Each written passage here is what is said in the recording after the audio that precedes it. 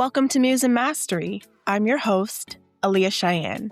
I believe every episode is a reminder that your purpose and your artistry are worth honoring. Consider each conversation an invitation to grow, to imagine boldly, and to honor the stories shaping who you're becoming. If something here speaks to you, help me grow this community of wise creatives by sharing the show with someone you love. Now, let's get into today's episode. And I think the more prepared you are, the more you understand what you're building, the easier it is to make those decisions and have that discernment. So one, for sure, being resilient, believing in yourself, betting on yourself. But like any athlete would tell you, the more you're in the gym, or the more you're working out, the more you're practicing, the more confident you are in the field or on the court or wherever, right? And I think it's the same thing with entrepreneurship. The more you understand what you're doing and where you're going, the better idea you have of how successful this is going to be.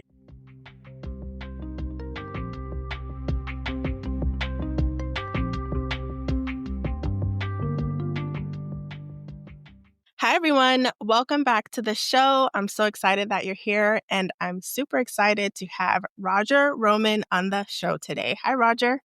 Hi, how are you? Happy to be here. Yeah, I'm super happy to have you as well. I'm super excited to talk to you about all things LegalEase. But before we jump into that, can you let folks know a little bit more about you and who you are in the world today? Yeah, no doubt. I am Roger Roman. I am the co-founder, one half of the founding team of LegalEase. I am a self-described serial entrepreneur. I've been building companies and building ecosystems for as long as I can remember. Yeah, excited to actually launch a product and a company that has been very successful in our initial stages, helping a lot of people, and we're looking to grow it. So happy to be here. Yes, super excited. We love serial entrepreneurs on this podcast. And I am selfishly super excited to talk to you more about LegalEase because as someone who has worked in the nonprofit industry for a really long time and who has worked in the criminal justice reform space, this is a platform that I am learning more about and that I'm super excited is available and accessible to more people. So before we talk about all of the things that make up LegalEase, I'd love to hear a little bit more from you about your inspiration for the company. Absolutely. Like what sort of kicked it off? Like how did you get to where you are now? Yeah, I'll start at the very beginning. So I was born and raised in Chicago, west side of Chicago. I have to make that notation. Okay. Very, very loving family, huge family. And when I say big family, I only have one brother. It was my brother, my mother, and my father. But I had a bunch of cousins, right? So my dad had 9 sisters himself. My mom had 6 siblings. We all lived in a very close radius. So I grew up in a very big, loving family. Throughout high school, I went to a private high school, and it was majority white high school, and I got a scholarship, and I was blessed out there. And the whole time I was a child, like I was always very good in school, got good grades, and my family kind of put it on me that I was going to be a lawyer, right? So as long as I could remember, that was the career choice. I don't think I ever had any say in that. It was simply, Roger's going to be a lawyer. He likes to argue. He likes to talk. He loves reading. Yeah. So I went to my high school. It was good. It was very, It was very strict, and it was a good education in the sense of traditional education, right? But I felt out of place because I was often one of the few Black kids in my class, and I just kind of felt like every day I was holding the world of the Black community on my shoulders and defending us and all those things in class. So I made a point that I was going to go to a HBCU. I figured that out really early. I said, I'm going to go to a Black college. I didn't know much. I had a few older cousins who went to college. Not many people in my family had been college graduates, right? I did have one cousin. She went to Xavier, and a few others who went to state schools. So I didn't know much about HBCUs or the culture or anything about it beyond school days and the popular culture stuff. So one day I grabbed the U.S. News and World Report college rankings, and I said, the first HBCU I see in these rankings, that's the school I'm going to go to. Mm. And the only school I saw at the time, I'm pretty sure it's different now, was Howard, right? Howard, I think at the time was ranked like 80th in the top 100. And I said, well, that's where I'm going. So I got to tell you that because this is where the story starts. It starts at Howard University. When I was there, very engaged, met a bunch of amazing people doing amazing things. And I joined the mock trial team. while I was on the mock trial team, I met my friend, Lawrence, right? Lawrence, he was a couple of years younger than me, very driven, wanted to be an attorney, kind of hit it off. We were real cool. And, I kind of took him under my wing as a friend. And that's really where this journey started. Lawrence is my co-founder at LegalEase, and it's a full circle moment that we actually met doing mock trial back then, right? So fast forward years later, it's time for me to go to law school, right? And I take the LSAT, I do really well, but I've kind of become disillusioned with the legal practice. I had a few internships, and I worked in a public defender's office. I worked at a big law firm, a medium-sized firm. And at each stop, I just kind of became a little more and more disillusioned with becoming a lawyer. Lawrence, on the other hand, he was getting ready to apply to law school as well, but he ran into an issue. And I got to tell this part of the story because it's the origin of LegalEase. So one day when we were in undergrad, we were partying or whatever, out on U Street doing our thing. And Lawrence got arrested. Hmm. He got arrested, and I think he was relieving himself in the alley, and a police officer pulled up, and I think he mouthed off to the police officer. So he put cuffs on him, threw him in the back of the car. The case was dismissed, and he never told his parents about it. But when it was time for him to apply to law school, he started to get worried. It's like, I got this thing on my record. I have to disclose it. I don't know what I'm going to do. I'm probably not going to get into the best law school or the school I could possibly get into because I have this record, right? So he told his parents, and his dad, who was an attorney, said, I wish you would have told me sooner, but now that you've told me, you should just get an expungement, right? He's like, I don't think it's going to harm you in any way necessarily, but if you get an expungement, you can make sure it won't hold you back down the line, right? So Lawrence called around a bunch of attorneys, and some people charged him up, $300 for consultations. And eventually, he was quoted prices actually from like $1,500 at the low end to $5,000 at the high end. Yeah, crazy, right? I think eventually he found someone here in DC who performed the expungement for him and helped him through it for like $2,500, right? So he got it off his record, went on to law school. I moved to California. I was working in tech, working at any startup I can get a job in, and doing a bunch of different roles. And oftentimes Lawrence would hit me up and say, hey, I got this idea for a startup, right? I got this idea. You should check this out. And most times, like most people, I'd be like, bro, that's not, Yeah. stick to what you're doing. And that went on for a while. He was really interested in what I was doing on the West Coast. And He had a vision. eventually he graduated and he started practicing in a small town in Mississippi, in Canton, Mississippi. He was doing really well for himself. He actually invested in one of the startups that I was working on at the time. And I think that was just an excuse to keep hitting me up with ideas, right? He's like, oh yeah, I got a check for you. And one thing he kept coming back to, I know it took me a long time to get here, but I had to walk you through these spots, right? One thing he kept coming back to was expungements, right? He's like, dude, I people call me, I get inbound, people cold call me for help with expungements all the time. It's like I'm charging them $1,500 and I feel bad doing it because I'm not doing much, right? I ask them a few questions, I fill out a few forms, and then I charge them, right? And they pay me. He's like, in addition to that, do pro bono work at some of these with some local organizations on the ground here who do the expungement clinics. And he was like, the disheartening thing about that is we have lines out the door. The clinic might run from 8 to 12, and it's 3 attorneys who are volunteering their time. We're not getting paid for it. And most often we turn people away, right? We have to give them a card and say, call us later, so on and so forth. He's like, there's got to be some scalable solution to this. There's got to be something we can build. So after a bunch of pestering and text messages and hitting me up about it, I said, look, bro, I'll help you build an MVP. For your audience, if they're not familiar, MVP is a minimally viable product. Minimal viable product.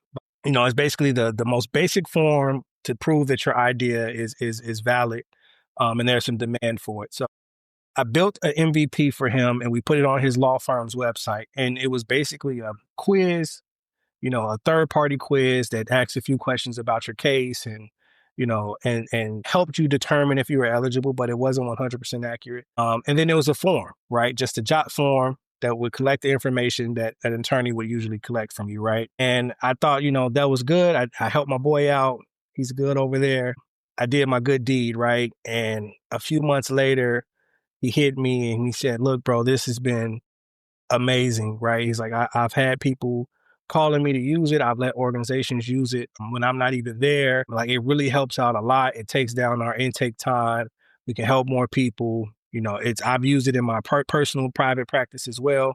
This is a startup, right? It's like, this is something that we can build on. I'm like, of course. To be completely transparent, I was still a bit skeptical Yeah. because I wasn't up on the market. I didn't know anything about the numbers or how many people were affected by it or how many people were actually seeking expungement. So at that point, I kind of did my due diligence and did some research in the space, and I saw that there was a gap in the market. And I told him, hey, we can build something with this, but what we have now is not a true scalable solution, right? So we had solved the onboarding process. We had solved the issue of getting information from the end user or the customer, right? But we hadn't solved the back end, right? After people uploaded their information and they were deemed eligible, Lawrence was actually still on the hamster wheel because he was the one processing those expungements. And I said, for us to truly make this a startup, for us to truly make this a scalable solution, we have to automate the back end process, right? We have to remove that complexity and automate as much of this as possible. And to be honest, we kind of stalled there for a while because, I couldn't figure out how to make it smooth. And we were thinking nationwide, right? How can we make this something that can apply to every state? Well, every state is different. We're pretty much 50 different countries, right? Because we have different laws and different requirements around these cases. Mm-hmm. So it took some time. Eventually, we brought on our third co-founder, Rashid Ali, who's amazing. He actually went to Howard with us as well. Awesome. But he's spent the last 2 decades building cloud infrastructure. He's worked for government. He's been a consultant with Deloitte in Travelers Insurance. Like, he's been building these cloud infrastructures, and more recently working with AI. So we brought him on, and he solved it right away. Right, he's like, this is the product roadmap. This is what you need.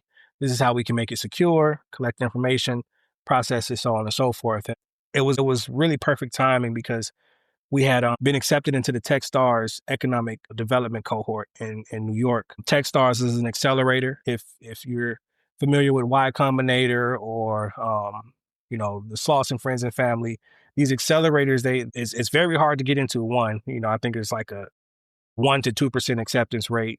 They bring about 10 startups in every year. They give you coaching on becoming investor ready, getting your go-to-market stuff right, kind of just figuring out how to launch and get off the ground. And they also make an investment, right? So we had a little bit of money, and we had our dev team working to build this 2.0. We went through Techstars, and most recently, we launched our 2.0, which we're calling it 2.0 because it's not the MVP. We launched it in July of 2025. It's been received very well. Right?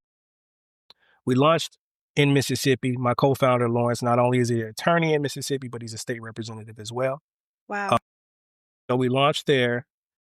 To our surprise, being the founder and being a person who's been through this and built companies, I was really expecting like a few hundred people to sign up, Mm-hmm. and that would have been great, right? A few hundred Mm-hmm. people sign up in the first month. That would be great. We can build on that and learn some things and grow. But to my surprise, we had over 3,000 people sign up in the first 2 months. Wow. And of those, only a handful, I won't say a handful, but a few hundred were from Mississippi. The rest were from all over the country. I mean, from California to Jersey to Iowa to Texas and Florida, everywhere pretty much. People were signing up. We even had to give some refunds out because people signed up and, they paid money and they were like, oh, we're not active in your state. We'll give you your money back and let you know when we launch in your state. So it's been great. To go into, what we built LegalEase, our 2.0 is basically, we built a AI agent.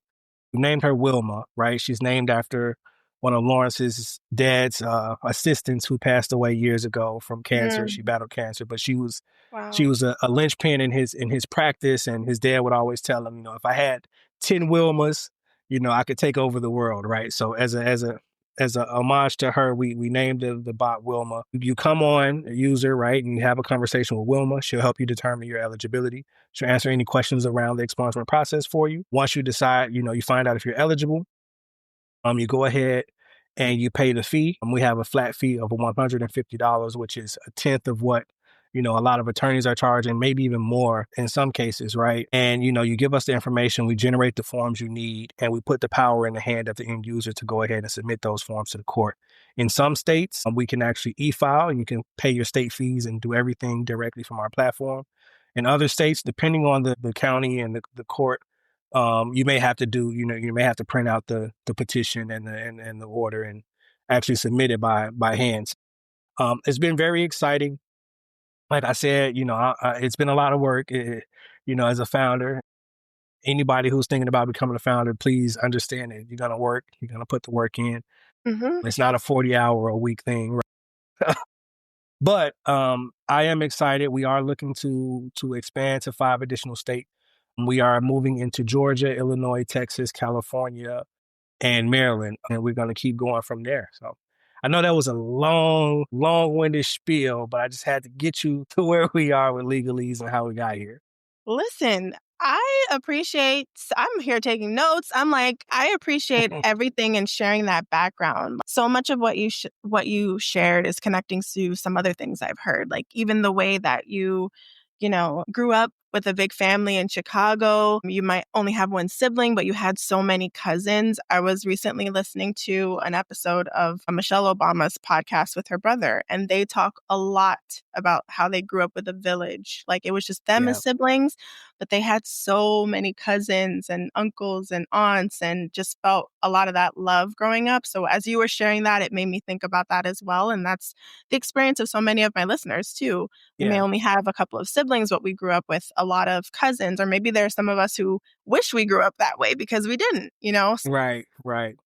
And I think sometimes people think we're like so far removed from things from the past, but even hearing you talk about the experience of having to be bused to school, going through predominantly white school and having to be bused to that neighborhood for the school, like a lot of people think that's so far in the past, and it's really not. Like it's a reality for It's the reality. people. Yeah. I think for our generation specifically, I'm getting off Hmm. the topic here, but like just as a parent, so I have 3 children, and I have a lot of friends and people who have children, and you know, having a little bit of success in life, and you want to give your children better opportunities than you had, and you might think, oh, I want to send them to this school Yeah. or this private school or this place, and just because it might be better on paper, Hmm. the demographics of the school might not always better. So it's something that a lot of people, I think, especially, I'm a millennial, I'm 41 years old, but I think a lot of people in our generation are dealing with that. Yeah. Not only did we, some of us have to deal with it ourselves, Hmm. but as parents, we're facing that conundrum as well. I send my child to this school that has a ton of resources and costs a lot of money and all this great stuff, where there'll be a minority, right? And there'll be like an extreme minority, maybe 1 or 2 or 3 children in a class who look like them. Or do I send them to another school that might not have the resources, might Hmm. not have the reputation, but they'll be surrounded by people who look, and it's, you don't think about it much until you're in that space, and you have to really consider and weigh the pros and cons of each. Absolutely. It makes me think about Nicole Hannah-Jones, who Yep, writes for the New York Times and did the absolutely.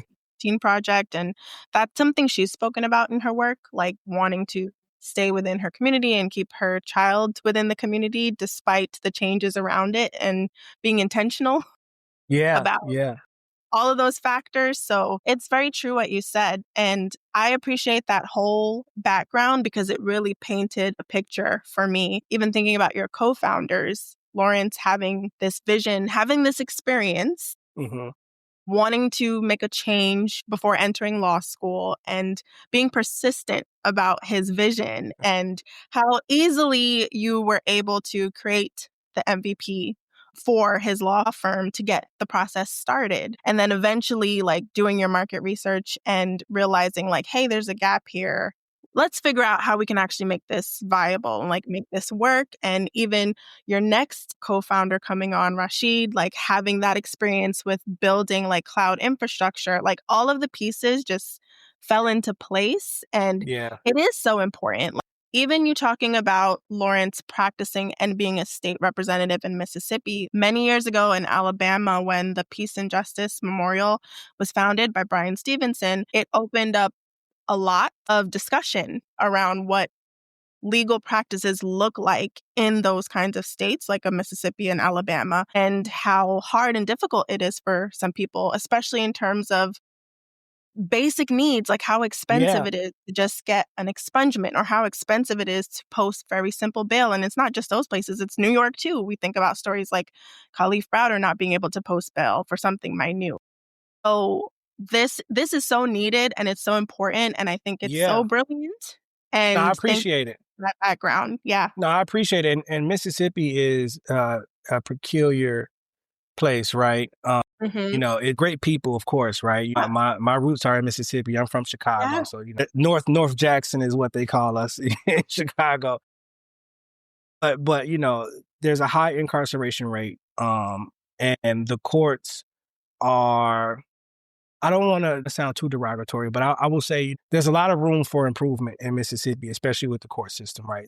Extreme, very high incarceration rate, socioeconomic disparities are great, Yeah. right? Especially between races, right? And things like that. So we figured not only with Lawrence being there and being from there and kind of being on the ground and being active, we figured if we could make this work in Mississippi, we could make it work anywhere. And just to give you some insight into like how this affects everyone, more people than Hmm. I thought, that the things that kind of I was enlightened by when I did my research was that, there are 70 million Americans in this country who have a record.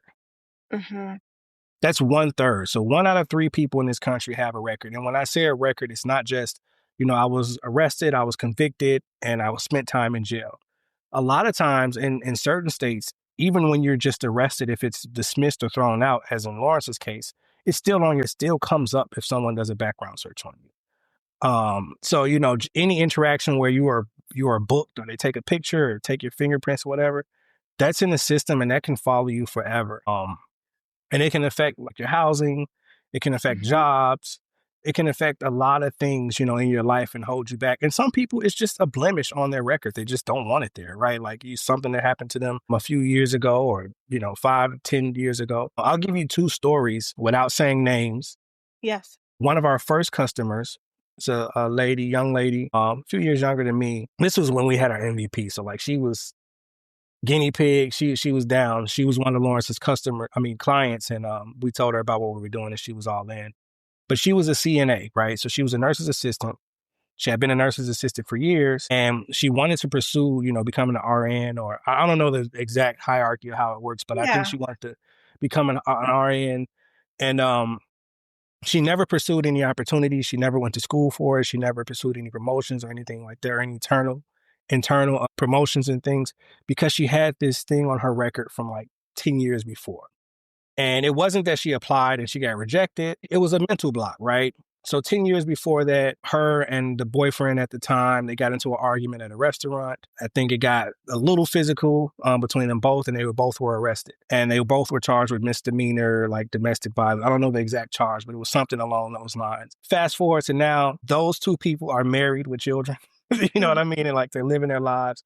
But she has this mental block about applying because she has domestic violence on her record, and she says she doesn't even want people to even look at that. She's kind of like moved past it because Yeah. it'll paint her in a light that she doesn't want to be in. So we helped her get an expungement so she could go ahead and move forward with her life, right? It was just, get that mental block away from her and be able to go ahead and pursue those opportunities, even though she was never turned down for anything, but she never even tried because this thing was holding her back.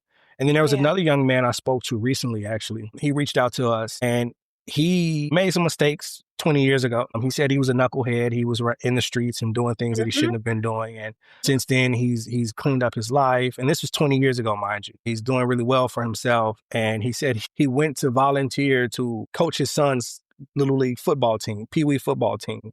And, you have to do a background check. And he was denied. He couldn't coach his son's team because of the Yeah. stuff that he did in the past, right? Even though it was 20 years ago, even though, he had moved completely on beyond it. He's an entrepreneur now. He's built a successful business. And he's like, dude, I got to get this stuff off my record, man. You know what I Yeah. mean? It's because, I was really looking forward to that opportunity and I can't even do that. So it's something that we've seen that affects people in various ways. Like I said, whether it's getting a home loan or a rent to own loan, it can affect you there. It can affect your job. I mean, it just holds people back. And it's not a loophole, right? It's not some finesse of the system. This is a right? This is written Yeah. into law. It's your Yeah. right. There are only a certain number of charges that are expungible, right? So you can't get violent offenses expunged. You can't get like, assault or sexual assault or, anything like that or anything harming children. Those things can be expunged. But like petty theft, shoplifting, all these small misdemeanors that shouldn't be a stain on your record. You shouldn't have to pay for that for the rest of your life. Those are the things that are typically expungible offenses. Stay with us. We'll be right back. Hey, creative. If you've been craving a slower, more intentional way to check in with yourself, I want to share something close to my heart. I created a guided journal with writing prompts for growth and emotional wellness, designed to help you process, reflect, and reconnect with what's actually going on beneath the surface. It's gentle, honest, and meant to meet you right where you are. If journaling has ever helped you make sense of your seasons, or if you want it to, check the episode description to learn more. Think of it as a companion in your becoming. Now let's get back to the episode.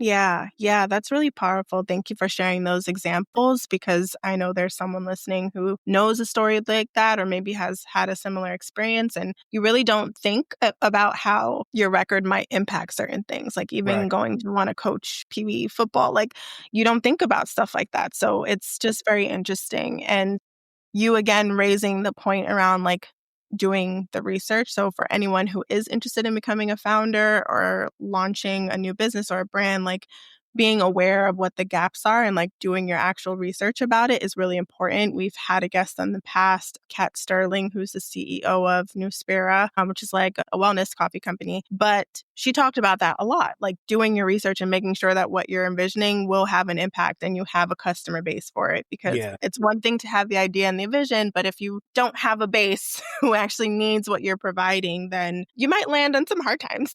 Yeah, and as a person So, who's started a bunch of business that have failed, yes. Yeah. I like the joke that I failed my way to success, right? I think that's one of the most, especially with Black entrepreneurs.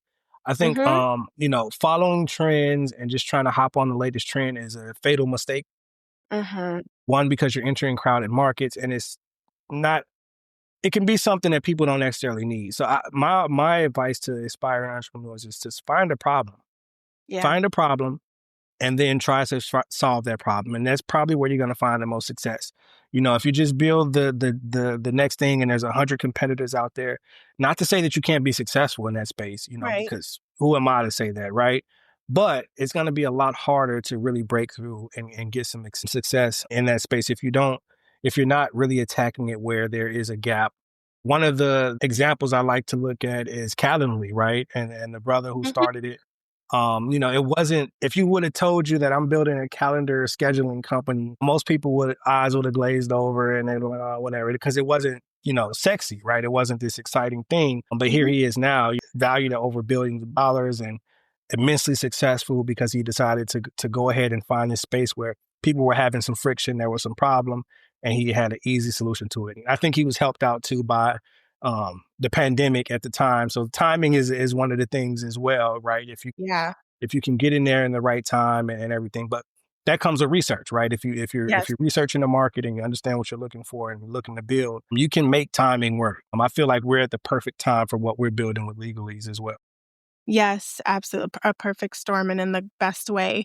And I think even with that example, I think there were people who didn't take him seriously in the beginning. I remember reading about that as well, but the timing did work in his favor. Now there are so many platforms that are rolling out like booking options and scheduling options. Just like, but yeah. And I think there's so much power in failing too. Like when you listen to, well, not you particularly, but I listen to podcasts like Aspire and Diary of a CEO and like all these different ones. Like so many people talk about their failures and how they've learned from that and how it takes a certain type of grit and spirit to keep going despite the failures and like learning from them. You don't become a successful entrepreneur overnight. You fail several times. Yeah. Before you get there. So it takes 10 years at least to become an overnight success, right? And I think I talked about this before with a few people, but there's a balance. There's no magic bullet. You have to be able to know when to keep going and then understand when, you've hit that brick wall and there's nowhere Yeah. else to go. And it's a Yeah. it's a really fine line to balance because you have to be resilient. The first time you get punched, you got to keep going, you got to keep going, you got to keep going. But you got to also on the other end of that understand, okay, I've put in everything that I can. I understand this market. I don't have the resources or, there isn't a market for it or, people aren't biting. I need to pivot to something else or go to something else. And there is no magic timeline, right? Like you just got to be able to feel it. And I think the more prepared you are, the more you understand what you're building, the easier it is to make those decisions and have that discernment. So one, for sure, being resilient, believing in yourself, betting on yourself. But like any athlete would tell you, the more you're in the gym, or the more you're working out, the more you're practicing, the more confident you are in the field or on the court or wherever, right? And I think it's the same thing with entrepreneurship. The more you understand what you're doing and where you're going, the better idea you have of how successful this is going to be. And, if there's a chance of success and how small that chance is and how long it's going to take. Yeah, absolutely. It's like building a muscle. Yeah, It's very true. Thank you for that. This has been so good, but I want to dive a little bit more into the AI side of this. absolutely. So where, you've talked a lot about how LegalEase is using AI and automation to better support people when it comes to expungements. And AI is a powerful tool. It can help us with a lot of things, as we've seen. At the same time, there are a lot of people who have distrust around AI, uncertainty around AI, and all of those things. I love the story that you shared of Lawrence's dad's late assistant and Yeah. how you named your AI bot for LegalEase, Wilma, after her. It reminds me a lot of an episode I'd done previously about Afrofuturism. And my guest on that episode talked a lot about how it's important for us to be represented in the Mhm. space of AI. It's very easy for us to be left out, to not have a seat at the table, for all the decisions that are being made about AI to not include us, which is crazy. My guest at that time was Minister Jazz, and she talked a lot about launching her business much different and being inclusive with AI. So I love the story you tell about how you've made your bot like an homage to someone who actually really mattered and did a lot of beautiful things. But how do you sort of balance the use of AI and automation with people who might have real fears around surveillance, around data collection, privacy, AI, all of those things? Like, how do you walk that line? Yeah, it's interesting. And I think a lot of those fears are valid. So I'll say that. Let me just say that off top. The issue with AI is that there are adversarial people who are using it to Yeah. hurt people, right? There are people who are using it to take away opportunities, to take away chances and all those things. And it's it's probably the most powerful technology or invention or whatever that's been created since Hmm. maybe even bigger than the internet, right? It might be the biggest one since electricity. I think it's going to have a profound effect on the future and how we live and how societies operate. So I'll say Yeah. that I think for us, for the people, right? If Hmm. we're not using it to build systems and build tools to help us, we're only going to be victims. Um, Yes. and I think that's really important. So, while there are people and people who, and companies who are using this to harm folks or to hold people back, I think we have to have an equal amount of people who are building it and using these tools to help us. Um, in regards to the fears around using it, that was really big in Mississippi, launching. A lot of people say, I don't want to talk to a bot. I want to talk to a human. And we had to really massage that. And I think other places might be a little more acceptable. And I will say to the credit, things are changing really fast. So people are becoming more and more welcoming or into dealing with AI. Hmm. But I look at it kind of like the analogy I use a lot, and I'll use it again, Hmm. is the calculator, right? When Hmm. we were in school, Hmm. calculators were, don't use a calculator, show your work, do the math, because one day when you're an adult, you're not going to have a calculator on you. And we Hmm. all have a calculator on us, right? Yes. every day, Yeah. all the time. And I Yeah. use mine. I'm pretty sure other people use theirs as well. And I look at AI the same way. It's something that we can't avoid. It's here. Like you can't even perform a simple Google search without an AI summary, right? So if Yeah. we're not in line, if we're not here and we're not prepared to use these tools to help us, then I think we're just going to be victims. And it's really going to hold us back. So I'm a cautious proponent of AI. And I know that sounds weird building an AI company because I do know the power that's there. I do know that, if we get to AGI or ASI, artificial super intelligence, it could be just like a sci-fi movie and the AI could take over and we could have the Terminator situation. That's me all day. And I mean, look, we're so close. I don't think we realize because we're in the moment, how far Mhm. and how fast this thing is going. Like this company that we built couldn't have been built 3 years ago just because the technology didn't exist, right? Lawrence was hitting me up about this for a while. And I was like, well, I don't know how we're going to be able to solve for every state because it's different. And then here comes OpenAI with their LLM. And when we first started, it was very stupid, right? In terms of like trying to build on it and it didn't work. And like, well, let's just start with one state. We'll train our agent on one state. And then if things improve from there, we can go further. It's a very precarious thing. And I think we got to wear our gloves when we're handling it. And I think the more people we have building for help and building to help people and in that space and with AI, I think the better we'll be in the long term. But I'm not 100% convinced that you know 50 years, 100 years down the line where we all won't be enslaved by some AI. I know I shouldn't say that as an AI founder, but God. the technology is so smart, man. It's so smart. Mhm. And even Lawrence as an attorney, we'll draft some stuff up and he'll say, man, this did better than I could do as an attorney. So Yeah. It's growing fast and not without its imperfections because there are things even ChatGPT gets wrong. right. But it is fast, the way that it's growing. In a past episode, I've had Dominique Luster on, who is an archivist. And we were talking about like how AI is impacting the archiving industry. Like, is it? Like, what does it look like, especially in the digital realm? And she made the comparison in a way that you've also made a comparison to the calculator, but she talked about it as it being a new form of technology in the same way that the wheel was way back when, in the Yeah. same way that when the internet was born, we had no idea what it would look like today.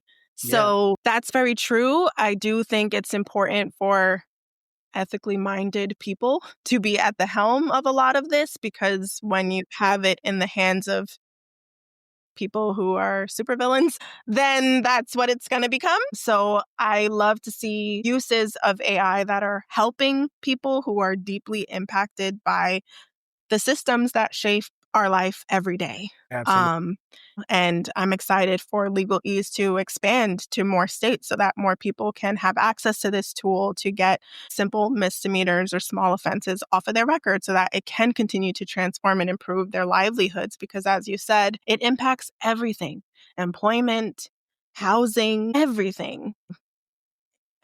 And it's really sad, but I'm glad that we are in a space where we have this tool and it's ever expanding and people who might be eligible, who can benefit from it, might be able to use it. So that's really powerful.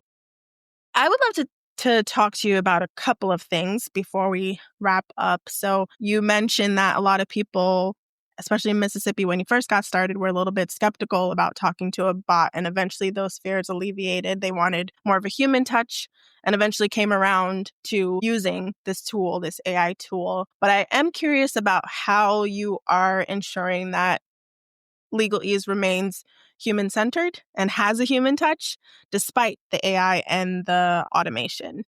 Right. So everything, even with how we have trained Wilma and programmed her, uh, we programmed her intentionally to speak to people and make it plain, right? Yeah. It's a play on our name, right? Legalese. Like we take all of that out. And Mhm. she talks to you, and if you have a conversation with her, you feel like you're talking with a friend. It doesn't talk like Chat GPT, right? It doesn't Yeah. have the very artificial and surface level. Like it's really a deep conversation. Yeah.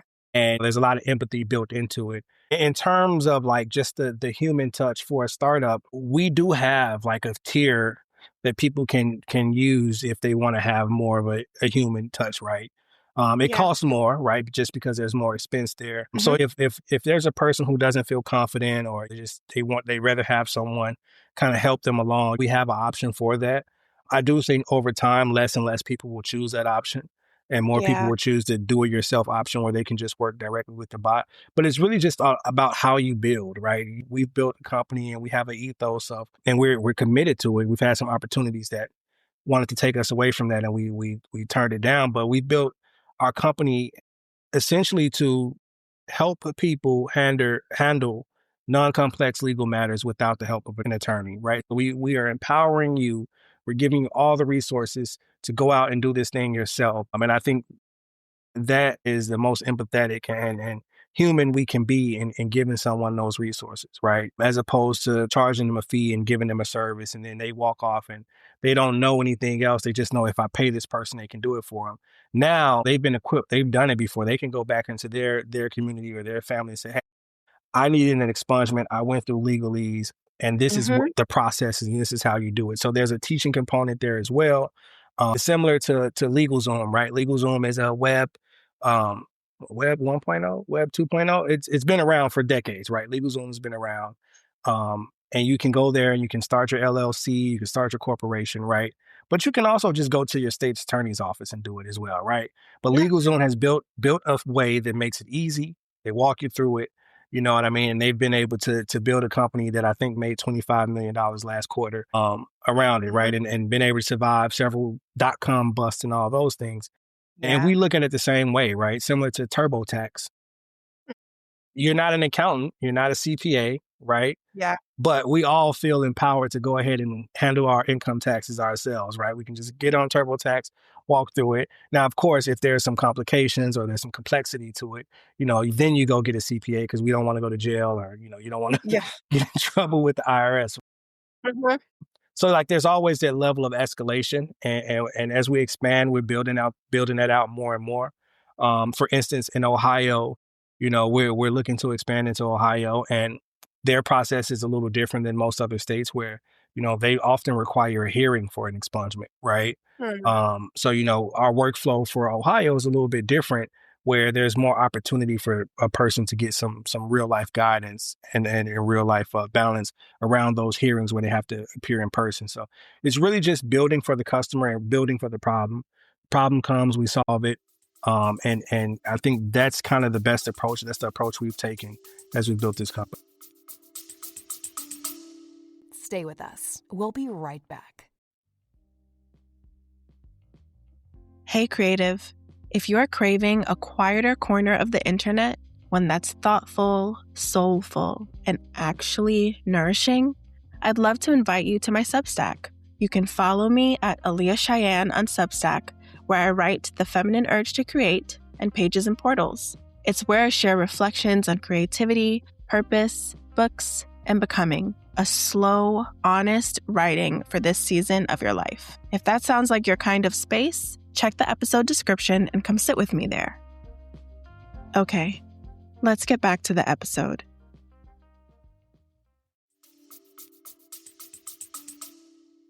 Yeah, I think that's really powerful. And I like the examples you shared around a LegalZoom or a TurboTax, like in terms of making it a bit more accessible to people to do something that they might not be historically trained or certified Mhm. or educated to do. I think that's really powerful. And I'm just kind of curious, are you also like tapped into or working with like a network of like lawyers or attorneys in these different states too? So no, not okay. No, so we are not. In situations like Ohio where There's someone a might have to caveat, right? So we don't necessarily work with like a network of attorneys. We're not like referring attorneys. And again, that goes back to our ethos, right? We're building to help the person solve it without hiring an attorney, right? But we do Yeah, yeah. understand that there's some escalation. We do work with organizations though. So Okay. we lean heavily Yeah. on some of these nonprofit organizations Yeah. in these places that have networks of attorneys that they can Yes. refer to their members if something is escalated, right? And that's been better for us. That's been more, in terms of aligning with our mission and our Yeah. goal. We've had a lot of people who have presented us with opportunities to become a lawyer referral service or do these things. And Mhm. while it seemed lucrative in the moment, long term, it's not really what we want to build. So just having those principles and being able to stand on it have been important for us. And Yeah. we feel like there are enough organizations out here who are on the ground doing the work that we can partner with them, offer our services with them. And if they have those networks, if they have those referral services, then we can lean on them for that, as opposed to trying to build that ourselves, right? We're here to solve this issue and to Yeah. empower people to do it themselves. Yeah.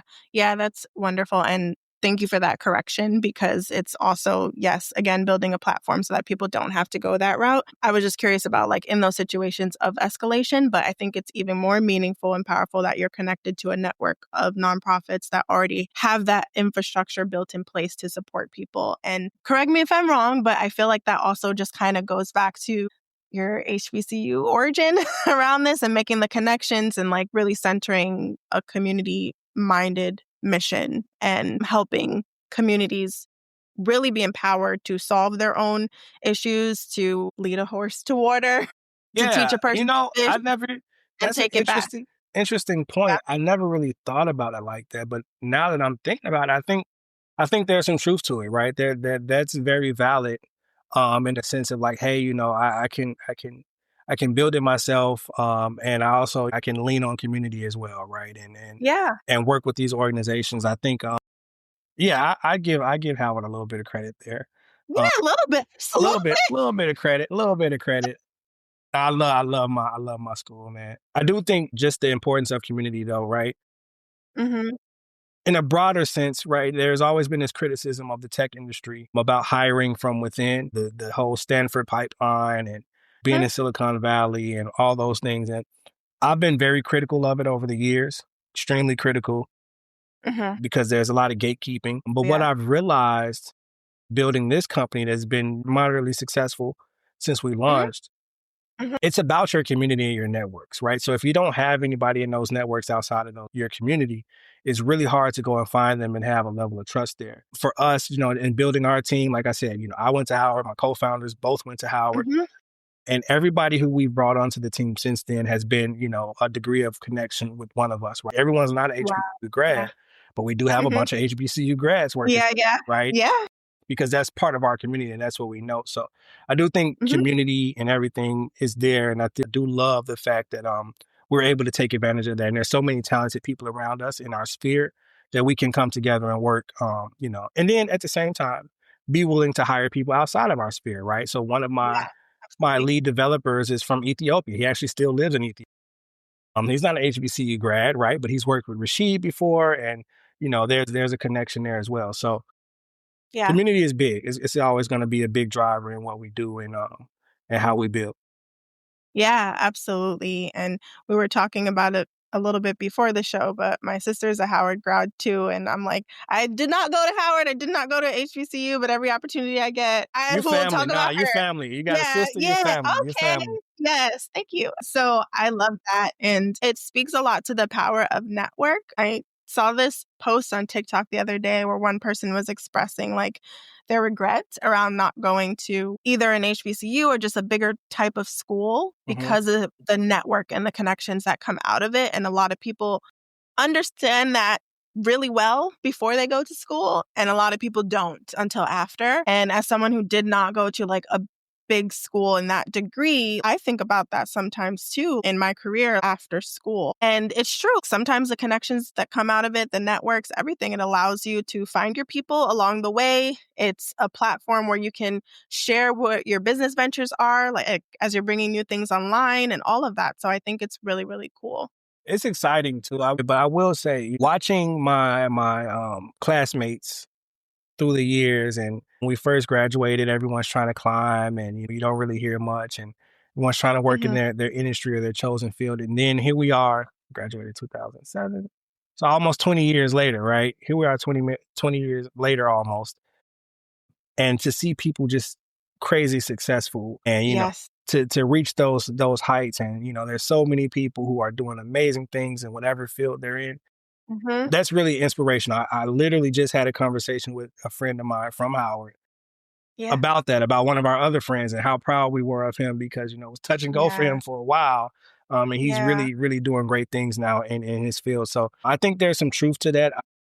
I'm not going to say that every experience at HBCU is a great experience. There's always some bad or a downside to it.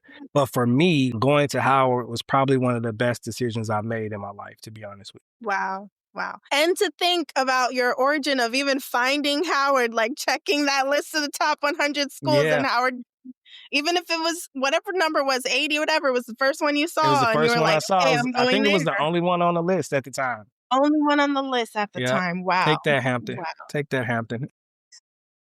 And who knew? Look at you now. Look at where you've ended up. Look at what you've created and the connections you've made, the friendships, the co-founders, everything really powerful. As we start to wrap up, I want to ask you two last questions. One of them is around legacy. So I think a lot about legacy, especially for entrepreneurs, especially for Black people and people of color, like what we want our mark to be when we leave it behind. So I would love to ask you, what legacy do you hope LegalEase leaves behind?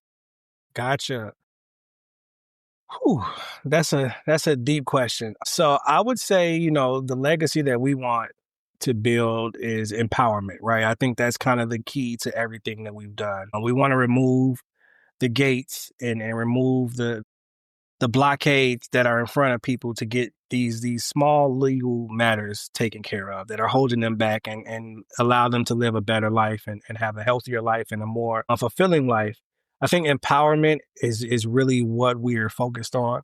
And at the end of the day, we become a huge corporation and, we've helped millions of people. I want that to still be our driving ethos. One of our internal goals is to help 1 million people expunge their record by 2030, right? And that the effect of that will reverberate not only in those people's personal lives, but in our economy, improving everything across the board. So empowerment, I think that's the one word that keeps popping up in my head when you think about legacy. We want to be able to empower people, man, and give them the resources to handle these things on their own.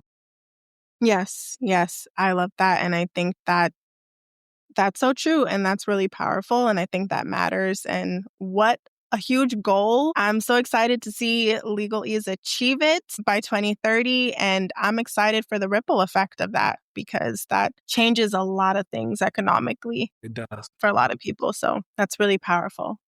Okay, so you talked a lot about how much hard work, blood, sweat, and tears you poured into LegalEase, you and your co-founders. I'm always very curious when it comes to entrepreneurs and founders, like how folks are taking care of themselves and staying centered with all of the work on their plate. For you, that could look like what's bringing you joy right now, or what does self-care or like staying grounded actually look like for you with everything that you have to juggle? Stay with us. We'll be right back.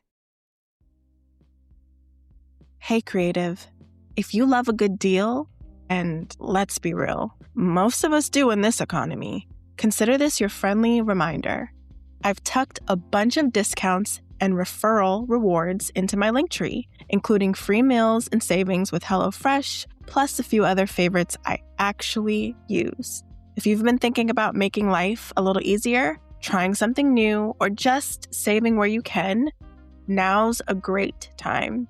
Check the episode description to snag a discount, grab a code, and treat yourself while the deals are still dealing. Now, let's get back to the episode.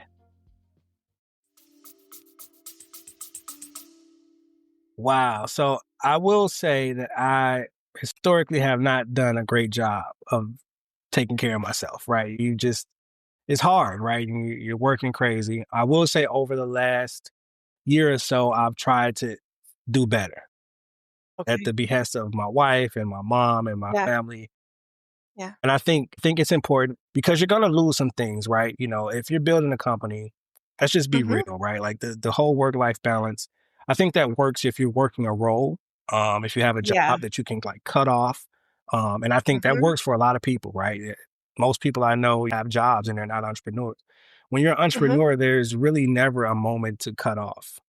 And I find myself any moment that I can get, any free time I can get, I'm pulling up my laptop or I'm on my phone or trying to figure it out. But I do think the one non-negotiable or the one time where I can really shut it off and just kind of be a normal person is interacting with my children and with my family, with my wife as well, right? So I have 3 children. They range in age from 10, 6, and 3. And they have a lot of activities, right? So the weekends, even though I can't say I don't work on weekends because I still work, if they Mm-hmm. have something, whether it's a soccer game or basketball game or whatever, I'm all in on that, right? So like we're there, Yeah. I'm all in. I pick one of my children up from school every day, and I don't take calls while she's in the car. You kind of focus on that. Yeah. The same thing with after school activities and things like that. Like, so when I'm dad, I try to be fully attentive as dad. And that's not to say sometimes at basketball practice, I might pull out my laptop while they're practicing or Yeah. something like that. Because you're always on as an entrepreneur and things always need to be done. You got to put out fires. But I do try Yeah. to find a solid balance. Or if I'm spending time with my wife and, we're watching a movie or something, I put the phone away. I put it on Do Not Disturb. Yeah. Just kind Yeah. of focus on that and really be in tune. So family is really the best respite for me in terms of health.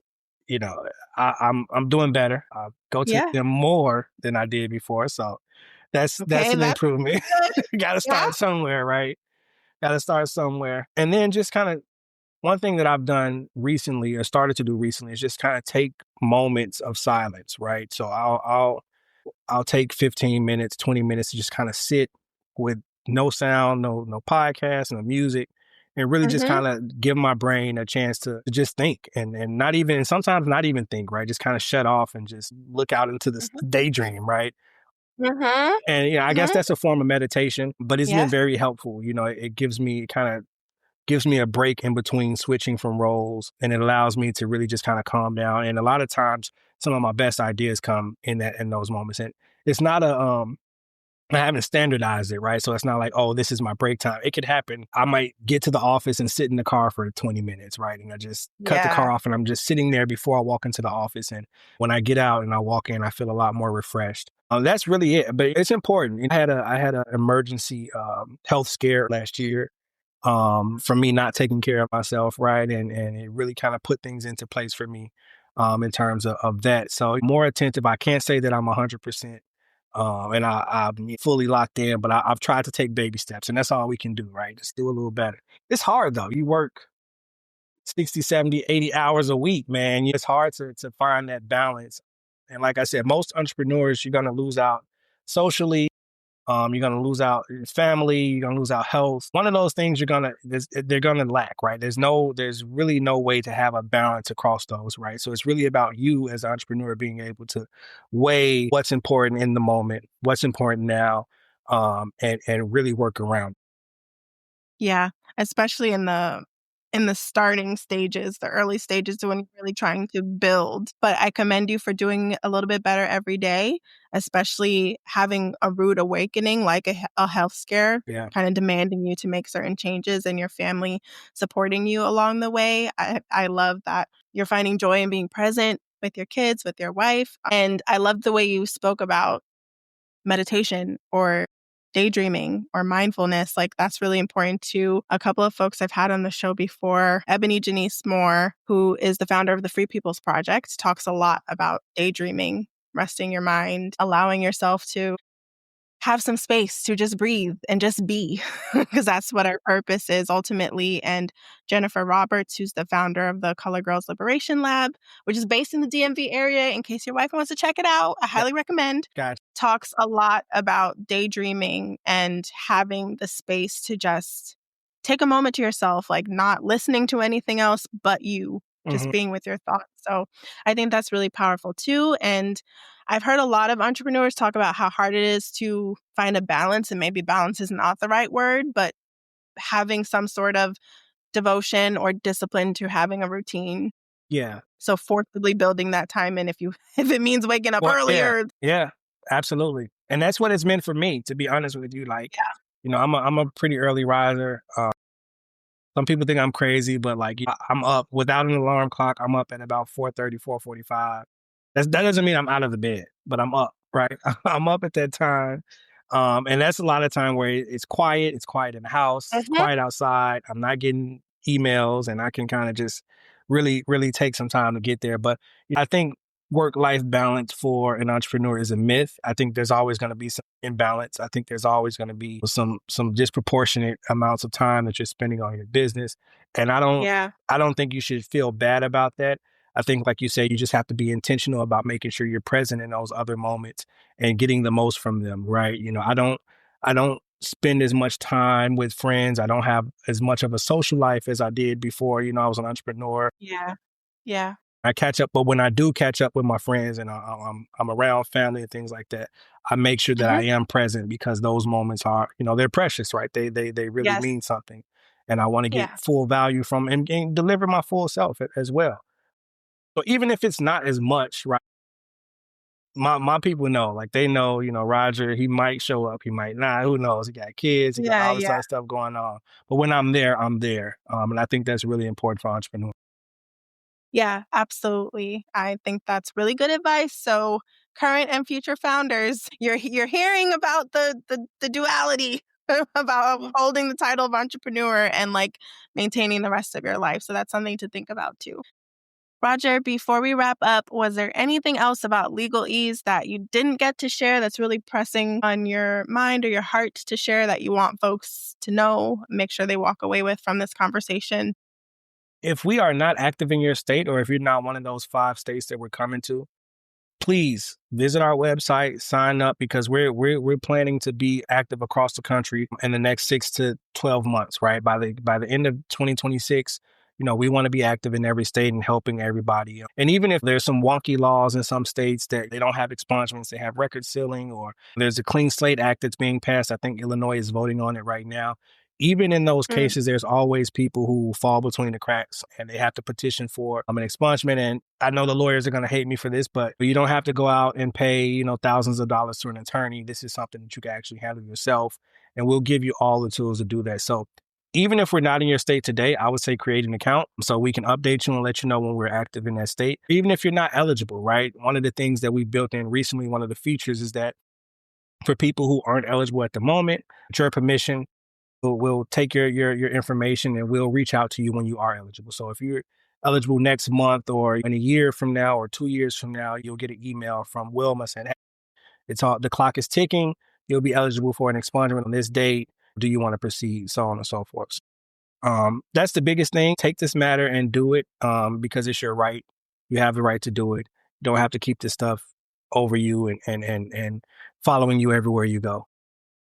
Yeah, that's really powerful. And what a cool feature. Yeah, thank you for sharing that. This has been such a rich and informative conversation. I can't thank you enough for taking some time to chat and to share more about your background, but also the creation of LegalEase and the impact it's having in a few states now and eventually all 50. We're super excited, and I just think this is such a powerful tool. And I know that so many people, 1 out of 3, will hopefully be able to use this tool someday. So thank you. Absolutely. Can you let folks know where to find more information about you directly or exactly what to check out? If there are any social media profiles for LegalEase, in addition to the website, anything else you want to share? Yeah. So I would say the best route to go is to our website, LegalEase.com. You can find our socials on there as well. We're on Facebook, we're on LinkedIn, Instagram, and all those. Our names are slightly different, so I don't want to go through all of the handles for those. Yeah, I'll list them in the show notes, so it's totally fine. Yeah, the names are slightly different, but if you need any information, follow us. I am on social media, but I'm not very active. I think the best place to find me is LinkedIn. You can just Okay. search my name. That's probably, I treat, my wife jokes that I'm on LinkedIn like it's Instagram, right? Or it's TikTok, but that's just where I live. There are LinkedIn influencers, so it's okay. Exactly. So I think the best place to find me is LinkedIn. I mean, you could just Google my name or go to LinkedIn and search Roger Roman. I'm there. I'm pretty responsive there as well, too. So if you want some advice as an entrepreneur or you're looking to partner or whatever, that's probably the best place to reach out. Um, yeah, don't slide in the DMs, man, because I go into my Instagram DMs and I'm like, oh, this person reached out to me 3 months ago, right? Missed that opportunity. You know what I mean? So LinkedIn is the best place. But yeah, LegalEase.com, LegalEase.com is a play on the word. That's the best place to find any information about the company. And if you want to follow me or my co-founder, Lawrence, he's on LinkedIn as well. You can follow us there. Amazing. And I will be sure to link all of that in the show notes as well. Thank you again for this incredible conversation. And to everyone listening, I hope to catch you on the next episode. Thanks, Aaliyah. Thank you for tuning in to this episode of Muse and Mastery. I hope this conversation felt like nourishment for your creative spirit. If you enjoyed the episode, share it, leave a 5-star rating and a written review, and pass it along to someone who needs it. Let me know what you're taking away from this episode, from your reflections to any questions, by sending a text or a voice note to the show, and I'll respond in a future episode. Your support keeps the space alive and growing. Until next time, creative, keep showing up for your creativity with purpose, devotion, and audacity.